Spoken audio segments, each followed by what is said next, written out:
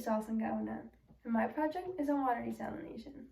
For those who don't know, water desalination is the process in which the salt content in water and the water itself are separated.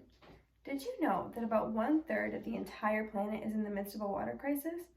17 countries around the world, including the countries of Qatar, Israel, Lebanon, Iran, and Libya, have been deemed extremely water stressed. It doesn't help that only about 1% of all water is fresh water, and 30% of that gets lost in plumbing leaks, as well as getting contaminated by sewage and waste. That's where desalination comes into play. In large quantities, desalination is very economically and ecologically impactful. That's why the purpose of my experiment was to test the best methods of at-home water desalination and help the growing water crisis around the world. In my experiment, I had tested 3 different methods. The first method was evaporating and collecting into a bowl. The second was boiling and collecting into a cloth.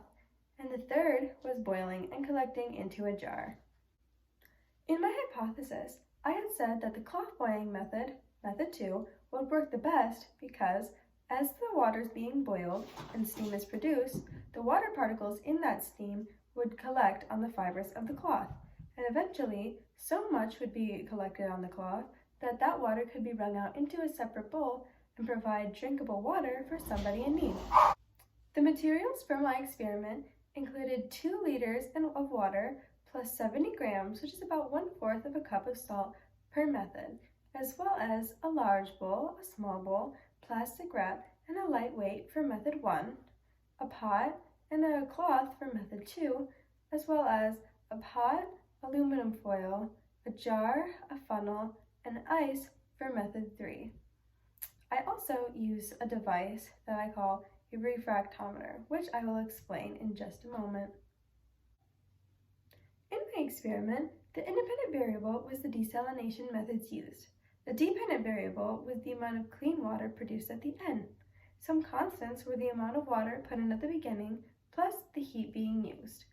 My control variable was the salinity of clean water, which had measured 0 parts per thousand. What is a part per thousand, you might ask? Well, when measuring the salinity of water, a device that I had mentioned earlier called a refractometer is used. The refractometer uses a measurement scale called the Brick scale. It ranges from 0 parts per thousand to 100 parts per thousand. 0 parts per thousand means that the water has no salt content in it, clean water, which is what we were going for.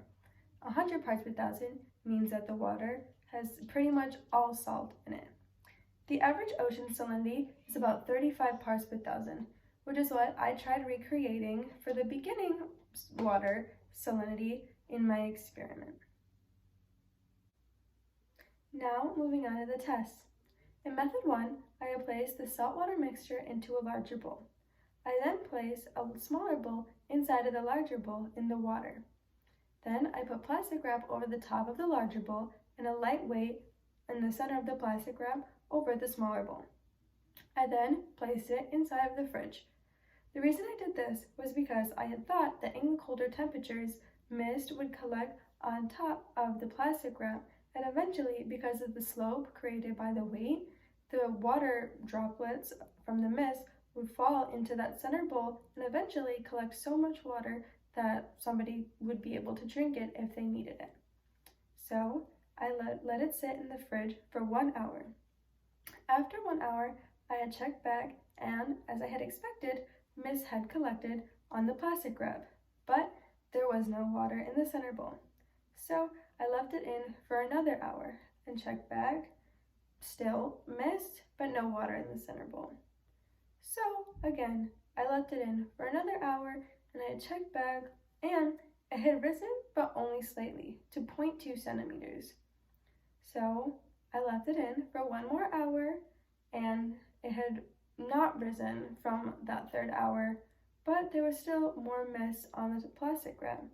So I ended the experiment there, and the water that was in the bowl wasn't enough to be tested inside of the refractometer, so this method proved ineffective in getting water for somebody that would need it. Now, moving on to method 2. I had placed the water salt mixture into a pot. I then put a cloth over the opening of the pot, then put it on the stove and turned it to medium-high heat. Then I let it run for 10 minutes. After 10 minutes, I had noticed that the cloth was beginning to become damp. There wasn't really much steam coming out, maybe a little amount, but not much. So I left it on for another 10 minutes. Then at the 20-minute mark, I checked back and more steam had started to come up through the cloth, but the cloth still didn't seem to have a lot of water in it, and as I tried to wring it out, no water came out. So I left it on for another 10 minutes. Then at that 30-minute mark, I had checked back and noticed that there was a lot of steam coming out from the cloth. So I had tested the cloth, wrung it out, no water was coming out. So I ended it there because I realized that this probably wasn't going to work out, and I didn't want somebody to have to wait that long in order to get water. To me, I feel like that would just be a bit of a waste of time. So this test, had provided 0 centimeters of water, which resulted in an ineffective way at getting water for somebody who needed it, as well as proving my hypothesis incorrect. Finally, method 3. In method 3, I had placed the salt water mixture into a pot like I did the last 2 methods. Then I put a jar into the pot in the water, and then a funnel on top of the jar. I then put aluminum foil over the opening of the pot, and in the center of the aluminum foil, I made a small indent with my fingers. In that indent, I put a few ice cubes. I then put it on the stove and set it to medium-high heat. I had let the experiment run for 10 minutes. Then I had checked back. After 10 minutes, I noticed that the water level in the jar had risen to 0.1 centimeters. So I let it run for another 10 minutes. At that 20-minute mark, I noticed that it had risen again to 0.3 centimeters. At that point, I had noticed that the ice was starting to melt. So I decided to cut the heat and leave it on for half an hour with no heat. I did this because the ice was there to cool down the gas and make it go back into liquid form at the top. And because of the indent that I had made, it would slope down into that funnel and into the jar, and eventually that water would collect in. And if the ice was melting and becoming warm, that would defeat the whole purpose. So, as I had just said, I left it on for 30 minutes without any heat. And then I checked back after the 50-minute mark and noticed that it had risen a great amount to 1.4 centimeters, almost a whole centimeter more than the last check-in. Then I wanted to see what else could happen, so I left it on for another 10 minutes and noticed that it had risen only 0.1 centimeters more to 1.5 centimeters. Then I ended the experiment and checked the salinity of the water. The water had measured 0 parts per thousand, which was clean water. So this method proved effective in getting water for somebody that would need it. For my variable change, I had used the same procedure plus materials that I had used for method 3, but instead of ice, I had used a rock, because I had realized that in times of crisis, ice could be probably one of the first sources of water that somebody would turn to when looking for water.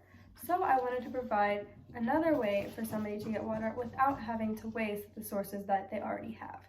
So, as I had done the last method, I had put my method together and put it on medium-high heat for 10 minutes. And then, after that 10 minutes, I had noticed that it had risen 0 centimeters, which is just 0.1 centimeters less than it had been at this point in the last method. So I left it on for another 10 minutes and noticed that it had risen to 0.1 centimeters. So then, as I did the last method, I cut the heat and left it on for 30 minutes. After that 30 minutes, at the 50-minute mark, I had checked back and noticed it only rose to 0.5 centimeters, which is 0.9 centimeters less than it had been at this point with the last method. So I was going to leave it on for 10 minutes, but I noticed that this method was a little bit different than the last. So instead I left it on for 15 minutes to try and give it a little more of a chance at collecting water. So after that 15 minutes, at the 65-minute mark, I had noticed that it did not rise at all, so the final measurement was 0.5 centimeters. But there was still enough water to be collected into the refractometer. So when that water was collected, it had shown to be 0 parts per thousand. So this method is effective in getting somebody water, just a little less effective than the ice method. But it could still be used if somebody really needed water during a time of crisis. In conclusion, the ice method would be the most effective way at getting water for somebody that needs it in a time of crisis. However, the variable change method with the rock would also be an effective way at getting water, as well as helping people keep the water sources that they already have, which would be ice, and not having to waste that on trying to get a different source of water.